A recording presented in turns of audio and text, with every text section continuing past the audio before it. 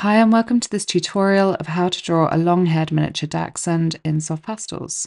So this is a time-lapse version of a much longer tutorial which is available over on my Patreon channel where I talk through everything I'm doing in real time. So I've started off there by doing the eye. I like to do the eye first because it gives you a point of personality and somewhere to work out from. So you'll see I've gone in with the darker tones first. I've sort of done the outlines, the darker shades, and then I've gone in with those lighter colors to start to build it up and make it pop. And I've got those really bright highlights in the eye. You want to make sure when you're doing eyes, you have a really bright focal point because it will draw the viewer in. So I'm now doing the base layers at the top of the head, and I think you may have seen briefly there, I showed the tray of pan pastels. So I quite often use unison soft pastels for my base layers, but in this instance, I really like the grey pan pastels set that I've got. So I use that to go in and just get that sort of base tone down. And what you're doing when you get those base layers in is you're just creating a sort of a guide for you to follow, a map, so that you can then work out from that and start to go over with the pencils, which is what I'm doing now. So I tend to work from dark to light and just gradually build up those layers, build up those tones. And actually what you've got here are beautiful sort of soft, smooth furs. It's lovely long hair. So there's lovely long sort of sweeping lines.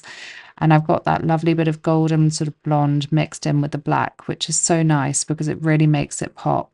So I've done the black first, and then I've gone in with those golden tones afterwards. And it's mostly to stop that from getting muddy and sort of mixing up. You don't want those colors to sort of clash together and create really, really murky tones.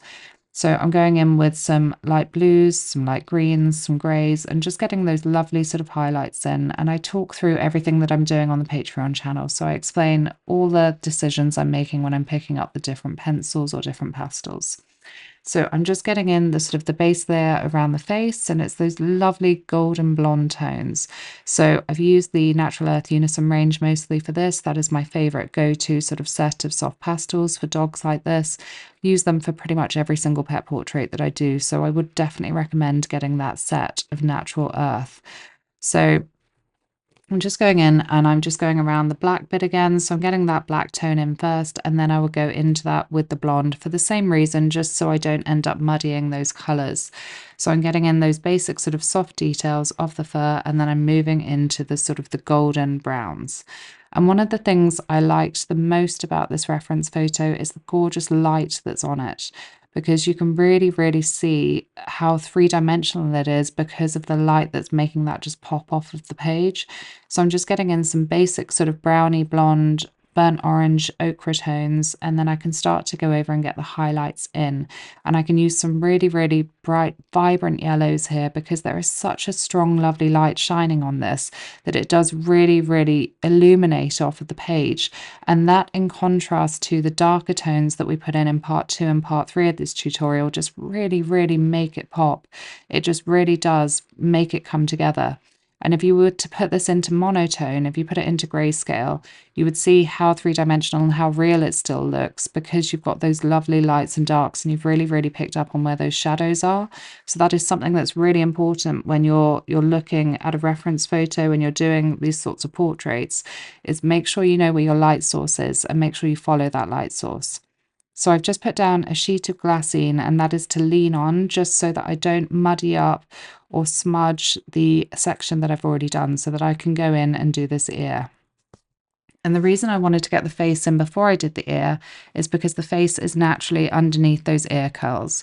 So I didn't want the ear curls in first because I wanted to do it in the natural order of what you're seeing at the top of the page versus what you're seeing at the back. So what the viewer is actually seeing naturally in real life at the forefront of the image. So I've gone in with the soft pastels, I've made my basic underlayer, and then I've smoothed that all into the page so I've got a nice layer to work on top of, and I'm just going in with the pencils and I'm putting in that definition. So again, I've done the dark colours first, I've done the black, and then I'm going to go in with those golden sort of brown tones to then put in that golden bit at the top of the ear and just make this all start to come together. So I hope this has been helpful for you. I hope you've learned something. Join me again next week for part 2, and then the week after for part 3, where I will talk you through what I'm doing again in time-lapse version. But if you do want to follow along in real time, then please do check out my Patreon, where you will see this in real time. I think the real time video is about 3.5 hours, and I talk through everything I'm doing step by step. So you get that real time guidance. And I also provide a list of all the materials that I've used and the reference images.